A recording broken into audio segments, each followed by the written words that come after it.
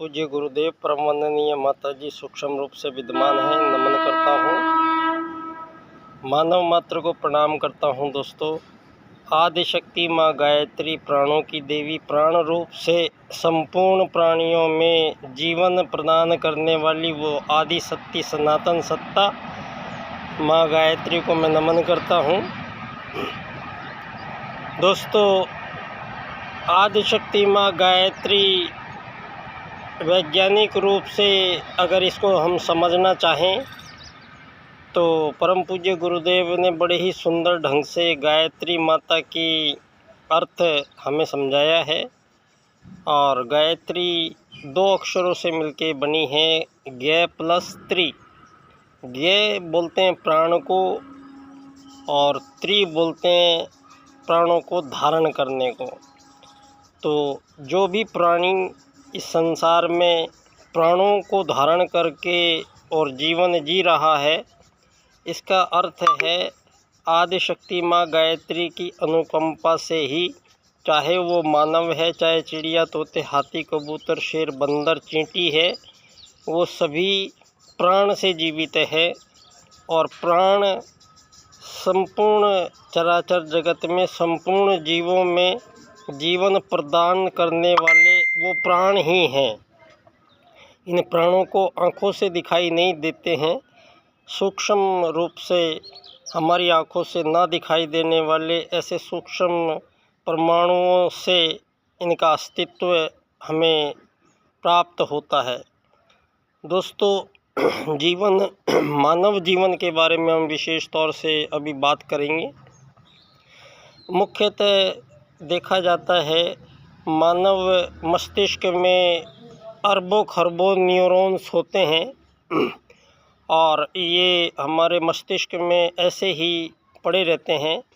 और आज के इस भौतिकवादी जीवन में मानव के संपूर्ण जीवन को जी लेने के उपरांत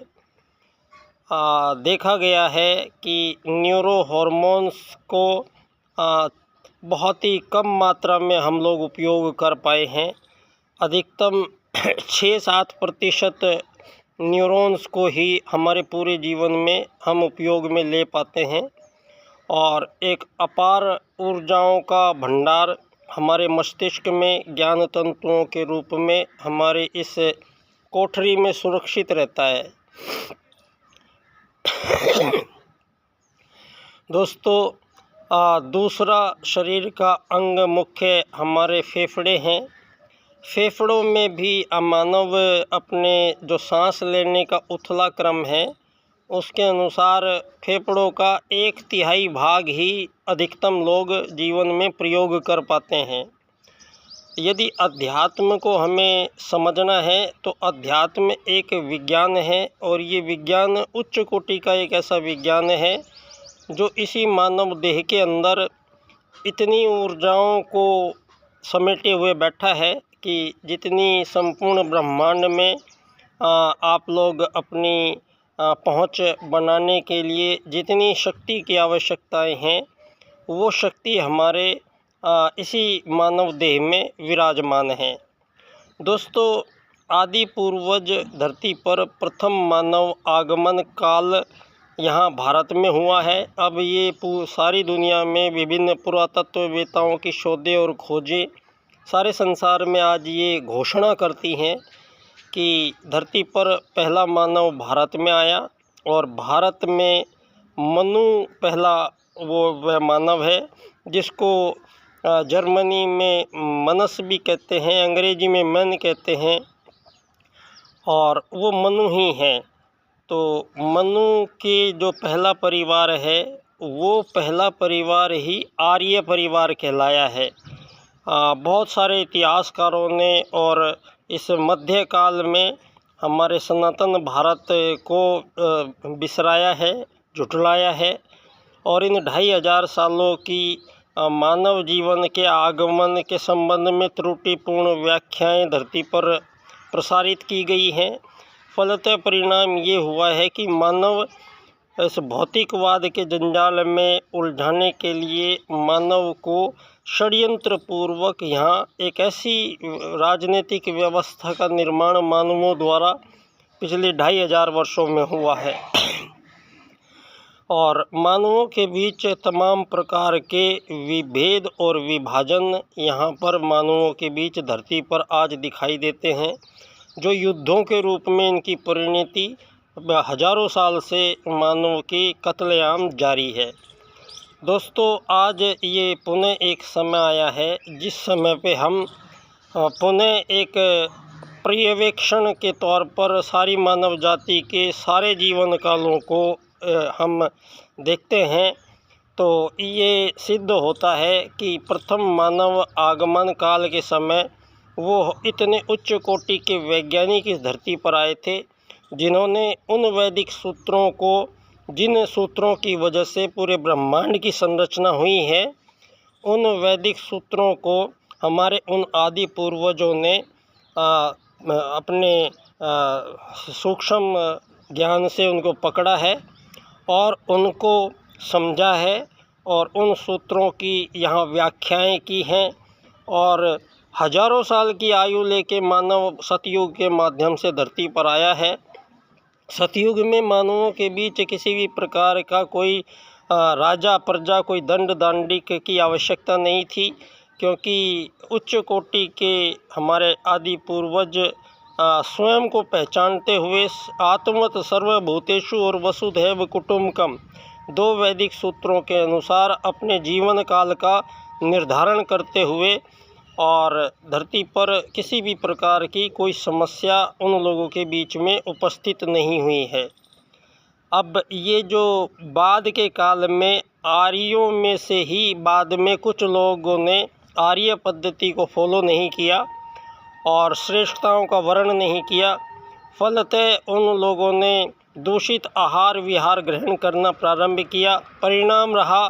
कि जिस जैसा खाए अन्न वैसा बने मन। जिस प्रकार का भोजन ग्रहण किया जाता है, उस भोजन में से जो रस बनता है, उस रस की प्रवृत्ति और प्रकृति के अनुसार मानव मन को प्रभावित होना पड़ता है। ये आर्य और अनार्यों में इतना ही फ़र्क है कि आर्यों में से ही जिन लोगों ने बाद में श्रेष्ठताओं का वर्ण नहीं किया, आर्य पद्धति को फॉलो नहीं किया, तो उन लोगों को हमारे आदि पूर्वजों ने सनातन भारतवर्ष से देश निकाला दिया और वो लोग सुदूर दुनिया में पाताल लोक, जिसको आज अमेरिका कहते हैं, यहाँ कभी राजा बलि की राजधानी थी, जिसको आज भी आप देख सकते हैं बिलीविया के नाम से। आंध्रालय उस समय कहलाता था, जो आज ऑस्ट्रेलिया है। और सारा भारतीय उपमहाद्वीप में वो लोगों के आज भी आपको प्रमाण सारी दुनिया में देखने को मिल रहे हैं। आज तक मानव ने ये माना था कि मिस्र की और यूनान की सभ्यताएं सबसे प्राचीन हैं, लेकिन अब हमारे भारत में सिंधु घाटी की सभ्यता का जो खोज हुई है, शोध हुई है, और अब सिंधु घाटी की सभ्यता में भी अब एक विशेष गढ़ी गांव में और सनोली गांव में जो खुदाई हुई है, उन खुदाइयों में प्राप्त निष्कर्षों से ये पता लगता है कि यहाँ आज सिंधु घाटी की सभ्यता में अति श्रेष्ठ, अति वैज्ञानिक एक सभ्यता आज से 10,000 साल पहले निवास करती थी। और उससे भी प्राचीन हम चलेंगे तो जैसे जैसे आपका विज्ञान बढ़ेगा तो सारी दुनिया में ये स्पष्ट होता चलेगा कि यहाँ मानव जीवन का आरंभ ये कोई 2500 वर्षों में नहीं हुआ है। और जो पश्चिम ने सारी दुनिया का ब्रेन वॉश किया है कि मानव का आगमन मछली बंदर से होते हुए इंसान की प्रक्रिया बनी है, तो ये जो इन्होंने विकासवाद का जो सिद्धांत दिया है, यही विनाशवाद का सिद्धांत है। परिणाम ये रहा है कि मानव को केवल एक शरीर माना गया है और शरीर के लिए जो रोटी कपड़ा मकान चिकित्सा स्वास्थ्य सम्मान की आवश्यकता जो होती है,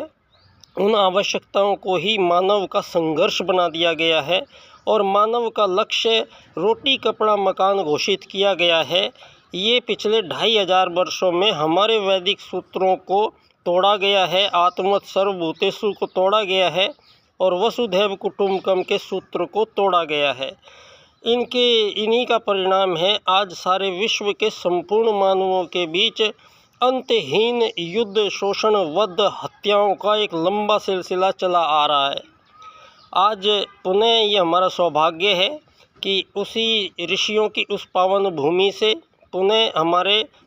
इस भारत की अस्मिता का पुनः जागरण हुआ है और यहाँ पर बहुत महापुरुष देवदूत हमारे आए हैं जिन्होंने इस समय को समझा है, इस समय का अध्ययन किया है और आगामी समय मानव जीवन के लिए कैसा होना चाहिए इस पर भरपूर चिंतन मनन करने के उपरांत यहाँ महाकाल सत्ता के ही अधीश्वर में वो एक दो ऐसी देव आत्माएँ हमारे भारत में पुनः अवतरित हुई हैं, जन्मी हैं और दोनों देव आत्माएँ उत्तर प्रदेश में आगरा ज़िले में परम पूज्य गुरुदेव और आमलखेड़ा और 5 साल बाद में पंडित दीनदयाल उपाध्याय जी, जिनका जन्म यहाँ धानक्या स्टेशन जयपुर राजस्थान में हुआ है, लेकिन उनका पैतृक गांव चंद्रभान नंगला है। ये मैं आप लोगों को पहले भी एक चित्र दे चुका हूँ जिसमें मैंने ये साबित करने की कोशिश की है कि परम पूज्य गुरुदेव और पंडित दीनदयाल उपाध्याय जी का मिलन बाल्यकाल से ही प्रारंभ हो गया था और परम पूज्य गुरुदेव से पंडित दीनदयाल उपाध्याय जी बहुत बार मिलते रहे हैं और उस महत्वपूर्ण समय पे जब पंडित दीनदयाल उपाध्याय जी द्वारा संपूर्ण विश्व को एक नए विश्व की राजनीति के पुनर्निर्धारण का कार्य परम पूज्य गुरुदेव ने दीनदयाल उपाध्याय जी को सौंपा था, क्योंकि गायत्री परिवार किसी भी राजनीतिक कार्य में हस्तक्षेप नहीं करता है। लेकिन युग बदल रहा है तो युग बदलने में सबसे पहले जो सबसे ज़्यादा प्रभावित मानवों को किया है वो दूषित राजनीति ने किया है, जिसको पूंजीवाद कहा गया है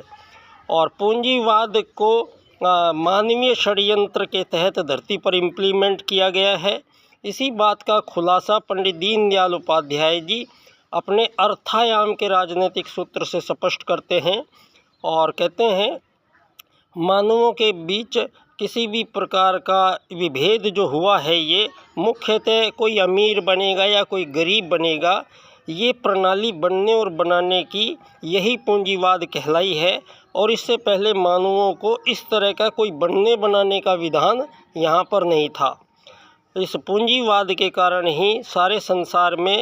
एक ही प्रजाति के जीवों में किसी भी प्रकार की आज़ादी गुलामी संभव नहीं है। आत्मवत् सर्वभूतेषु के सूत्र के अनुसार एक ही प्रजाति के जीवों में कोई भी आज़ाद गुलाम नहीं हो सकता है, कोई अमीर गरीब नहीं बन सकता है, कोई मालिक नौकर नहीं बन सकता है।